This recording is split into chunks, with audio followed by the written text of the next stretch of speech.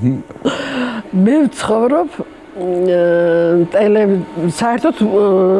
ცხოვრობდი რა თქმა უნდა ზესტაფონში და იქ მუშაობდი და გადმოვედი აქ საცხოვრებლად მთელი ოჯახი გადმოვედი და მუშაობდი მე-6 მუსიკალურ სკოლაში და ვცხოვრობ ტელევიზიის უკან და ის იმ გაჩერებაზე იყო ჩემი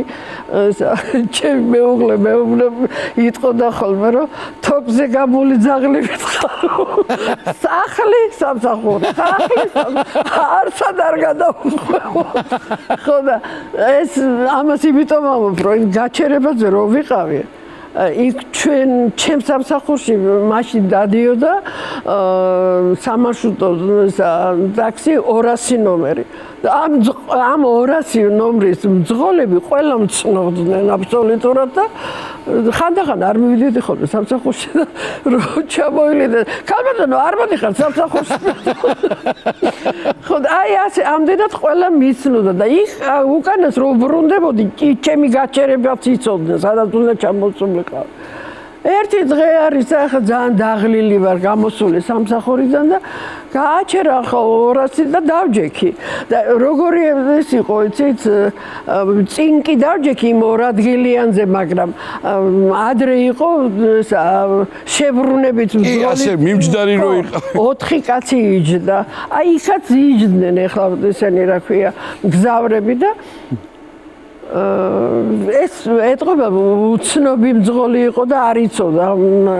ამ მძღოლმა მესაზნე ჩამოყალიყო ხო და ეს არის რა ქვია რო ჩამოვალ ახლა ხო უნდა ვუთხრა რომ გადასასვლელთან გამიჩერ მისის გადასასვლელში უნდა გავძრალიყავი და უნდა ავსულიყავი ეს ხო უნდა მეთქვა რა და წყნარად ვუთხარი გამარჯობა მახსოვს რომ გაკვირებული სახეთ შემოვხედა და სუყოლოდა არ გააჩერა გაბროზი კაცო ჯერ ერთი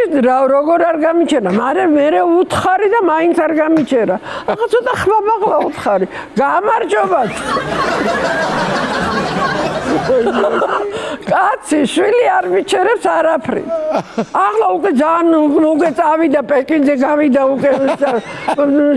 გავცდი ჩემ იმას რამდენი უკვე 2 გაჩერება და გაბრაზებული დავმართ გამარჯობათ მომიბრუნდა ძღოლი და გაგიმარჯოთ ქალბატონო მაგრამ მე მოვედი ასე რა ვფობდი მაგრამ რაღა დროს იყო სადღაც არის გაჩერებული და წამოვედი უკან პერესა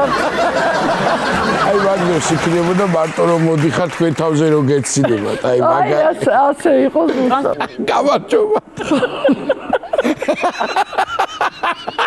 არა პრეტენზიული ტონით არ მოგიგანი და თქო ასე დაიწყო